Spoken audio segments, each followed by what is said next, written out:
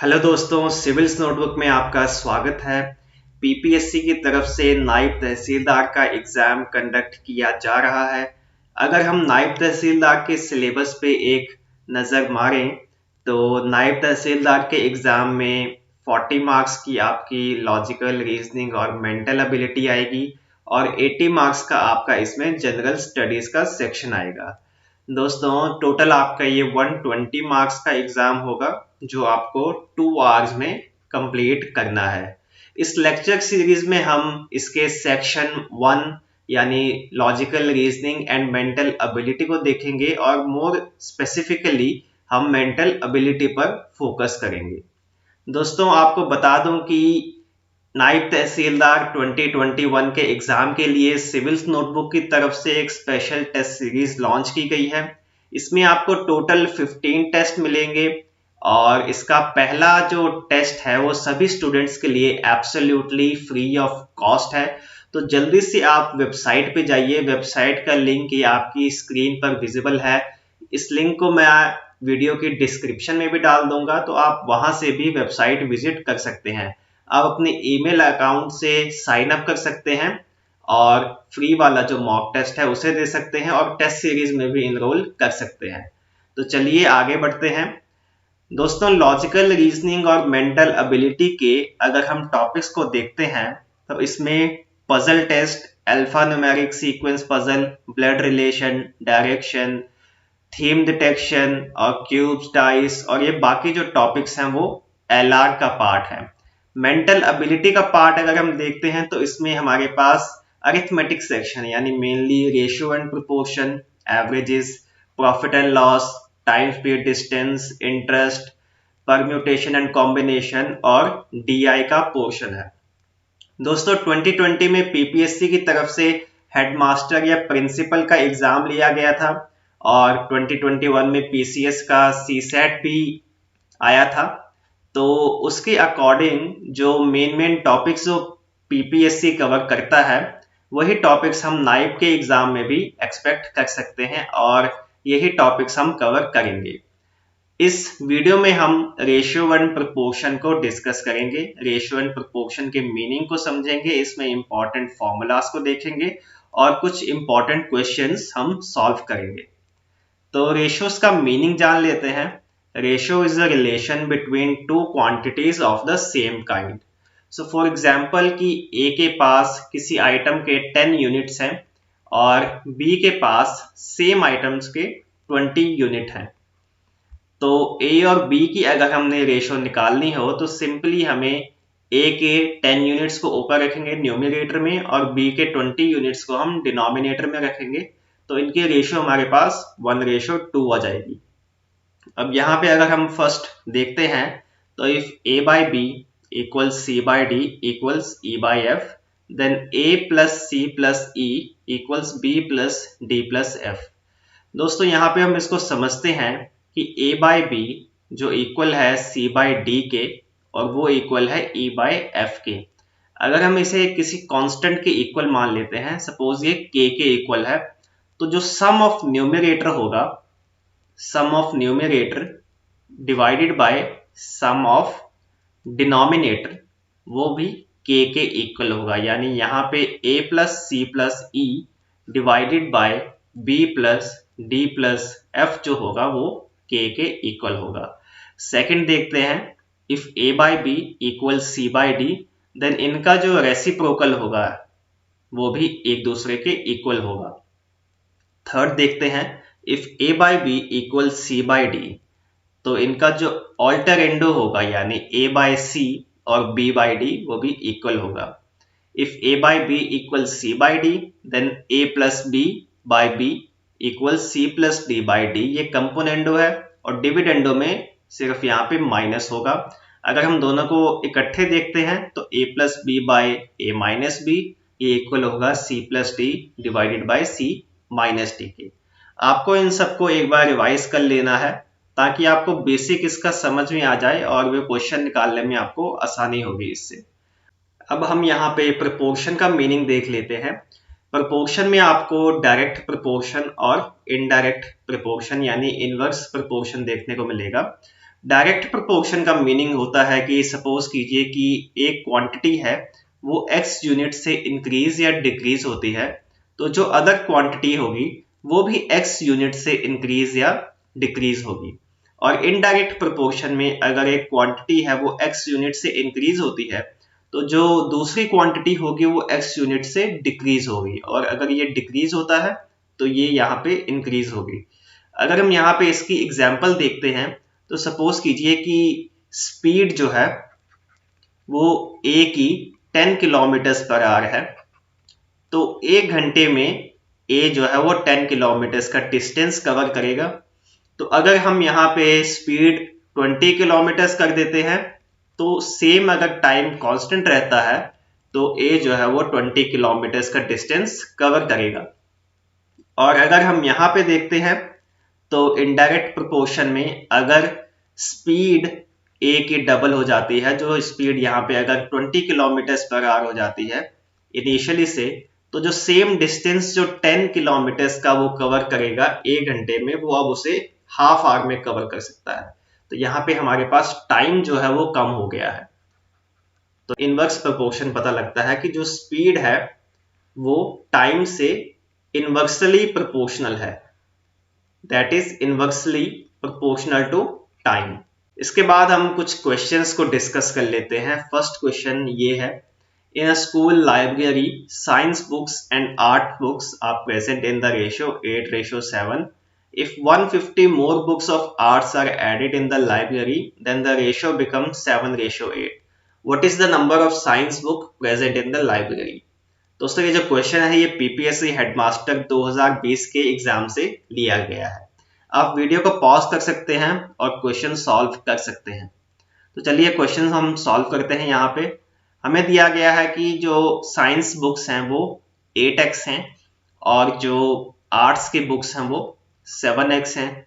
अब 150 books arts की और ऐड की गई हैं, तो हम यहाँ पे 150 को ऐड कर देते हैं और ये रेशियो किसके इक्वल हो जाती है, 7/8 के। इसको हम क्रॉस मल्टीप्लाई कर देते हैं, यहाँ पे आ जाएगा हमारे पास 64x और ये इक्वल होगा 49x के प्लस 1050। इसको अगर हम सॉल्व करेंगे तो यहाँ पे हमारे पास बचेगा 15x, ये इक्वल होगा 1050 के। x हमारे पास आ जाएगा 70 के इक्वल। तो क्वेश्चन है कि what is the number of science books present in the library. Science books initially 8x हैं, तो 8 इंटू 70 560 हमारे पास यहाँ पे आ जाएगा, जो कि ऑप्शन बी है। सेकेंड क्वेश्चन देख लेते हैं। The ratio of number of science arts and commerce students studying in a school is 5:6:8. If the number of students in each stream is increased by 30%, 25%, 50%, what will be the new ratio of science, arts and commerce students in the school?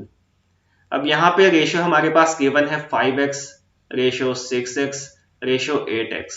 तो यहाँ पे percentage में easy calculation के लिए हम यहाँ पे इसे 50x मान सकते हैं, इसको हम 60x मान सकते हैं और इसको 80x मान सकते हैं। अब अगर ये 30% इंक्रीज हुआ है, इसमें 30% का एडिशन हुआ है, तो 50 का 30% हमारे पास 15 के इक्वल होता है, तो इसमें हम 15 प्लस कर देंगे तो यहाँ पे हमारे पास आएगा 65x।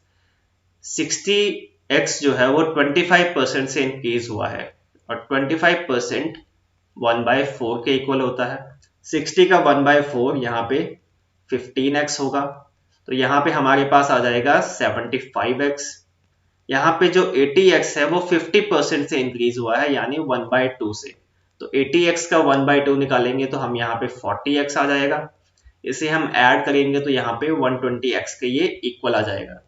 अब इसे सिंप्लीफाई कर लेते हैं, 5 से डिवाइड कर लेंगे तीनों को, तो यहाँ पे हमारे पास आएगा 13x, रेशियो हमारे पास यहाँ पे आएगा ये 1, 15x, यहाँ पे हमारे पास आएगा ये 24x।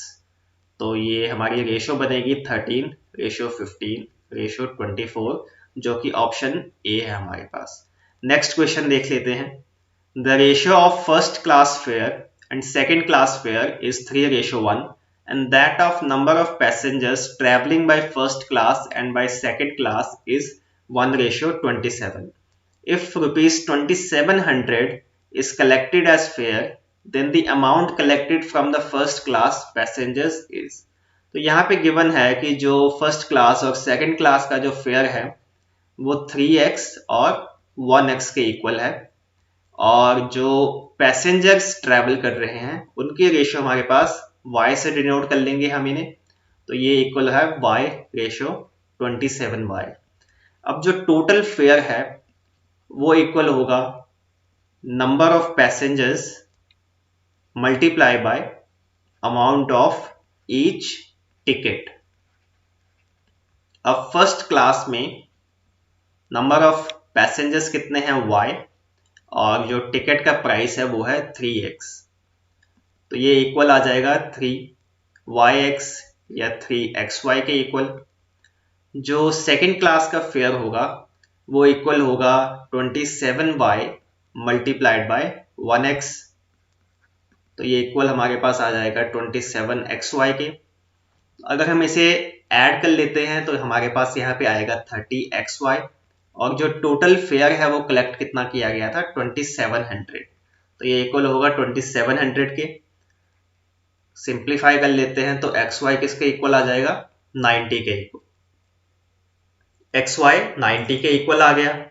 अब क्वेश्चन है कि फर्स्ट क्लास पैसेंजर से कितना फेयर कलेक्ट किया गया था, तो फर्स्ट क्लास पैसेंजर से 3xy फेयर कलेक्ट किया गया था, तो सिंपली मल्टीप्लाई कर लेंगे 3 × 90, वो इक्वल होगा 270 के। तो option C is the correct answer. Next question देखते हैं। Divide ₹581 among A, B and C such that 4 times of A's share is equal to 5 times of B's share which is equal to 7 times of C's share। इसमें हम निकालेंगे C का share. पहले हम देख लेते हैं कि यहाँ पे 4A वो किसके इक्वल है 5B के, वो किसके इक्वल है 7C के। अब हमें इन्हें एक कॉमन डिनोमिनेटर में लेके आना है, तो इसका हम सिंपली एलसीएम निकालेंगे। तो 4, 5 और 7 का एलसीएम हम निकाल लेंगे। यहाँ पे 5 4 का 20 और 27 का 140। सिंपली हम इसे अब इस फॉर्म में लिख देंगे, और ये इक्वल होगा 5b/140 के, और ये इक्वल होगा 7c/140 के। इन्हें अब सिंप्लीफाई कर लेते हैं, तो 4 1s 4 35s, 5 1s 5 2s 10 and 5 8s 40 and 7 1s and 7 20। तो ये जो सिंपली हमारे पास आएगा 35:28:20। अब हमने C का शेयर निकालना है, तो C का शेयर किसके इक्वल है 20 अपॉन, इन्हें हम प्लस कर लेंगे तो हमारे पास ये आएगा 35 + 28 + 20, ये किसके इक्वल होगा 8 और 5 13, 3 2 5 2 7 और 1 8। 20/83 मल्टीप्लाइड बाय 581। इसे अगर हम 7 से मल्टीप्लाई करते हैं तो ये 581 के इक्वल होगा, तो 1s and 7s, तो ये किसके इक्वल आएगा 140 के, जो ऑप्शन ए है आपके पास। सो ₹140 इज द करेक्ट आंसर। तो आगे नेक्स्ट क्वेश्चन नंबर 5 देख लेते हैं। क्वेश्चन नंबर 5 में है a container contains 40 liters of milk. From this container 4 liters of milk was taken out and replaced by water. This process was repeated further 2 times. How much milk is now contained by the container? तो यहाँ पे लिख लेते हैं milk और यहाँ पे लिख लेते हैं वाटर। इनिशियली जो मिल्क था वो 40 था और जो वाटर था वो 0। नेक्स्ट जो फर्स्ट स्टेप में किया गया कि 4 liters ऑफ मिल्क को रिमूव करके उसमें वाटर ऐड किया गया, तो यहाँ पे मिल्क बचेगा हमारे पास 36 और वाटर बचेगा 4। सेकेंड स्टेप में अब फिर से 4 liters ऑफ मिक्सचर उसे निकाला गया, लेकिन अब इस मिक्सचर में कुछ क्वांटिटी मिल्क की होगी और कुछ क्वांटिटी हमारे पास वाटर की होगी। तो यहाँ पे मिल्क की और वाटर की जो रेशियो होगी वो किसके इक्वल होगी 36:4 यानी 9:1 के इक्वल। तो इसमें मिल्क कितना होगा 4 × 9/10 और इसमें वाटर कितना होगा 4 × 1/10। इसे अगर हम सॉल्व करते हैं तो यहाँ पे आएगा 18/5 और यहाँ पे आएगा 2/5। तो इसमें जो न्यू क्वांटिटी जो मिल्क की होगी वो कितनी होगी, 36 माइनस 18/5। और इसमें जो वाटर की कितनी क्वांटिटी होगी, 4 माइनस 2/5। और मिक्सचर को रिमूव करके उसमें वाटर ऐड किया गया है, तो यहाँ पे हमें 4 ऐड करना है। इसे अगर हम सॉल्व करते हैं तो डिनोमिनेटर में हमारे पास आएगा 5, यहाँ पे हमारे पास आएगा 0 और यहाँ पे हमारे पास आएगा 18। इसमें हमसे 18 माइनस कर लेंगे तो यहाँ पे बचेगा हमारे पास 162/5। और यहाँ पे हमारे पास आएगा डिनोमिनेटर में 5, 20 माइनस 2 प्लस 4, तो यहाँ पे आएगा 18/5 प्लस 4 और 5, 18 प्लस 20, सो दैट इज 38/5। अब थर्ड स्टेप में फिर से 4 लीटर्स ऑफ मिक्सचर जो है उसे रिमूव किया गया है। तो 4 लीटर्स में अब कुछ क्वांटिटी में फिर से मिल्क होगा, कुछ क्वांटिटी में वाटर होगा। तो अब ये कैसे हम निकालेंगे इसे, इसकी जो न्यू रेशियो होगी वो क्या होगी, 162/5 और 38/5। डिवाइड कर लेंगे 38/5 से, 5 से 5 कैंसिल हो जाएगा, यहाँ पे हमारे पास आएगा 162/38। 2 से डिवाइड करेंगे तो यहाँ पे हमारे पास आएगा 81/19।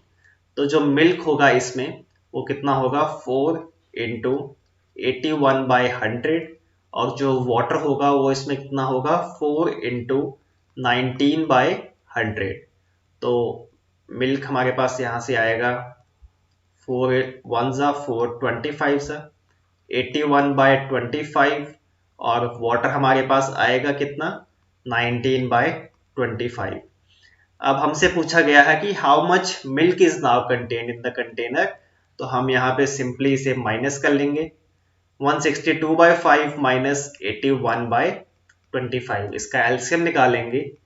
25 आएगा एलसीएम में, 5 5 25, 162 into 5 that is equal to 810 minus 81। इसे हम डिवाइड कर लेंगे 729/25 और ये किसके इक्वल आएगा, 29.16 लीटर्स, जो कि ऑप्शन सी के इक्वल होगा। अब इसी में एक शॉर्टकट ट्रिक भी है। शॉर्टकट ट्रिक में आपको ये फॉर्मूला याद रखना है, quantity of A left divided by quantity of A originally present, और ये किसके इक्वल है, 1 माइनस आर बाय क्यू के इक्वल है, जिसमें आर वो क्वांटिटी है जितनी क्वांटिटी हम रिप्लेस कर रहे थे, मतलब पिछले सब में 4 लीटर्स। अगर हम इसमें निकालते हैं तो जो मिल्क होगा हमारे पास वो इनिशियली 40 था, इसे हम मल्टीप्लाई करेंगे 1 माइनस 4 बाय क्यू, हमारे पास ओरिजिनल क्वांटिटी यानी 40, और n जो है वो कितने टाइम्स, तो पिछले सम में हमने 3 टाइम्स इस प्रोसेस को रिपीट किया था, इसमें पावर इसकी आएगी 3।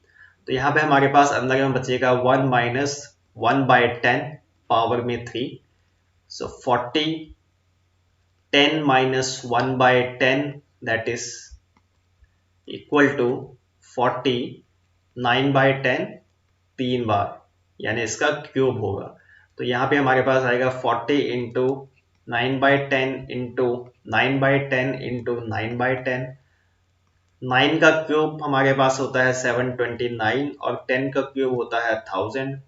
अब इसमें हमारे पास आएगा 40 इंटू 0.729 और ये किसके इक्वल होगा, 29.16 लीटर्स के इक्वल। तो ये हमारा शॉर्टकट मेथड है, आप इसे भी यूज कर सकते हैं टाइम बचाने के लिए।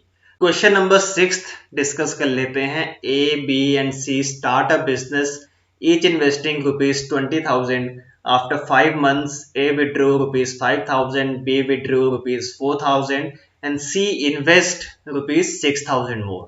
At the end of the year, a total profit of ₹69,900 was recorded. Find the share of B. अब हम यहाँ पे एक टेबल बना लेते हैं A, B और C का, और इसमें हम 2 टाइम पीरियड लेंगे। एक टाइम पीरियड होगा 5 मंथ का और दूसरा टाइम पीरियड होगा 7 मंथ का। टोटल साल में 12 महीने होते हैं, तो ये इक्वल होगा 12 मंथ के।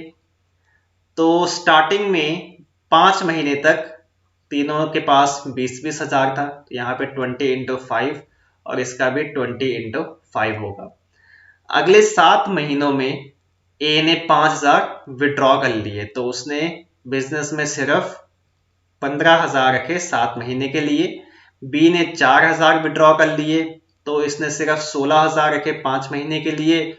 लेकिन सी ने 6,000 ऐड किए हैं, तो यहाँ पे 26,000 आएंगे 7 महीने के लिए। सॉरी, यहाँ पे आएगा 7 मंथ। तो अगर हम इसे प्लस कर लेंगे तो हमारे पास यहाँ पे आएगा 20 into 5 equals 100 and 15 into 7 equals 105। तो यहाँ पे आएगा 205। यहाँ पे आएगा 100 प्लस 112, तो ये इक्वल होगा 212 के, और ये इक्वल होगा 100 और 182 के, ये इक्वल होगा सिर्फ 282 के इक्वल। अब हमने बी का शेयर निकालना है यहाँ पे, तो बी का शेयर निकालने के लिए 212 अपॉन 205 प्लस 212 प्लस 282, और ये हम मल्टीप्लाई करेंगे किसके साथ, टोटल प्रॉफिट के साथ। तो हमारे पास यहाँ पे आएगा 212 अपॉन 699 इंटू 69,900। इसे कट करेंगे तो यहाँ पे आएगा 100। तो जो बी का शेयर होगा वो किसके इक्वल होगा, 21,200 के इक्वल, जो कि ऑप्शन बी है। नेक्स्ट क्वेश्चन देख लेंगे। नेक्स्ट क्वेश्चन है, at a party there are 3 large pizzas of equal size, each pizza has been cut into 9 equal pieces, 8/9 of first pizza has been eaten, 2/3 of second pizza has been eaten, 7/9 of third pizza has been eaten. What fraction of the 3 pizzas is left? ये जो question है ये Punjab PCS 2021 यानी जो latest exam हुआ था इसमें पूछा गया है। बहुत ही सिंपल क्वेश्चन है। इसमें आपको सपोज कर लेना है कि जो एक पिज्जा है इसकी यूनिट है 27 यूनिट्स, ताकि हमें डिवाइड करने में आसान हो जाए, क्योंकि डिनोमिनेटर में हमारे पास 9 और 3 है। तो यहाँ पे जो फर्स्ट पिज्जा होगा वो 8/9 उसे खा लिया गया है, तो 27 इंटू 8/9 दैट इज ईटन, और यहाँ पे आएगा लेफ्ट। तो यहाँ पे कितना आएगा हमारे पास 24, और यहाँ पे बचेगा कितना 3। अब जो सेकंड पिज्जा है वो 2/3 8 कर लिया गया है, तो यानी 27 इंटू 2/3 दैट इज 18, और यहाँ पे बचेगा 9। और जो थर्ड पिज्जा है वो कितना है 7/9, तो 27 इंटू 7/9 दैट इज 21, तो यहाँ पे बचेगा 6।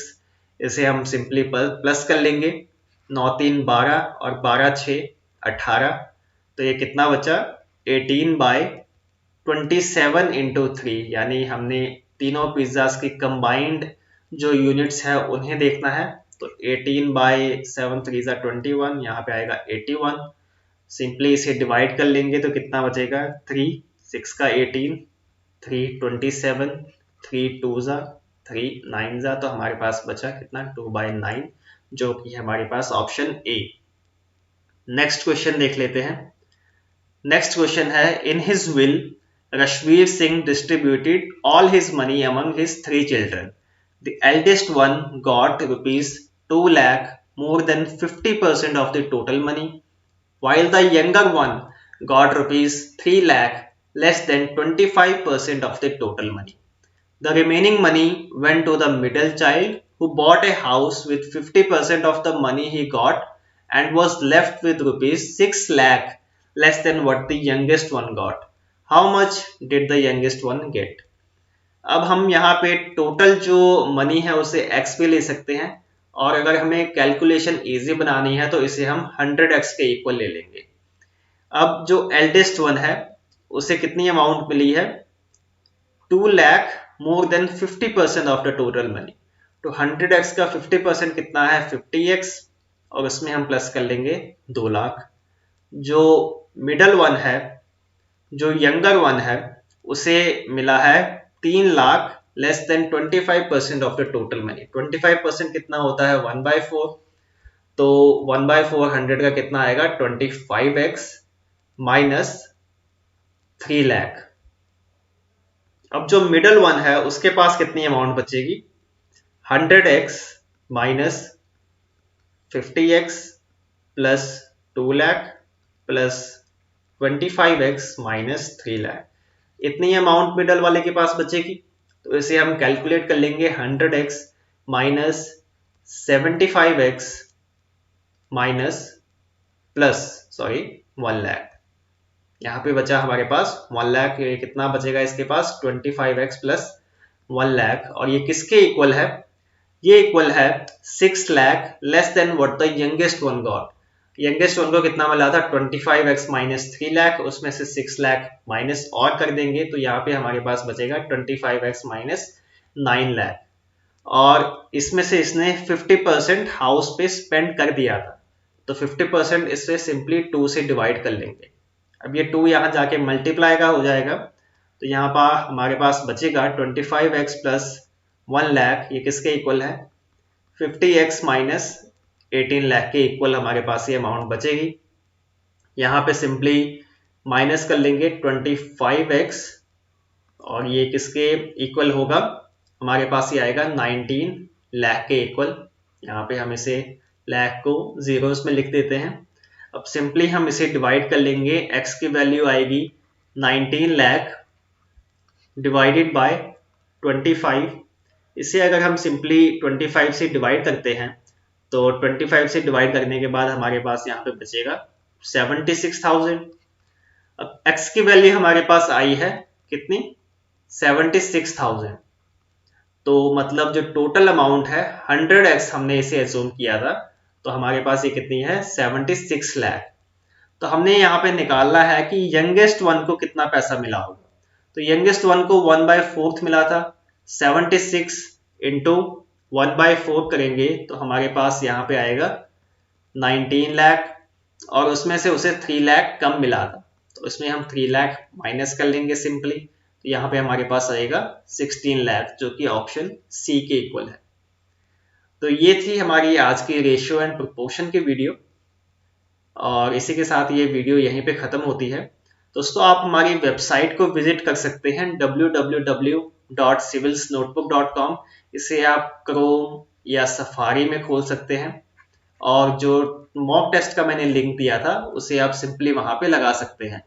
फेसबुक पे आप हमसे कनेक्ट कर सकते हैं, फेसबुक पेज हमारा है सिविल्स नोटबुक। आप हमसे व्हाट्सएप पे भी जुड़ सकते हैं, ये व्हाट्सएप का नंबर ये यहाँ पे गिवन है, और आप हमसे इंस्टाग्राम पे भी जुड़ सकते हैं, इंस्टाग्राम सिविल्स नोटबुक। दोस्तों अगर आपको ये वीडियो पसंद आई हो तो इसे लाइक करें, शेयर करें और सब्सक्राइब करें हमारा चैनल सिविल्स नोटबुक। चलिए मिलते हैं अगली वीडियो में, तब तक के लिए थैंक यू।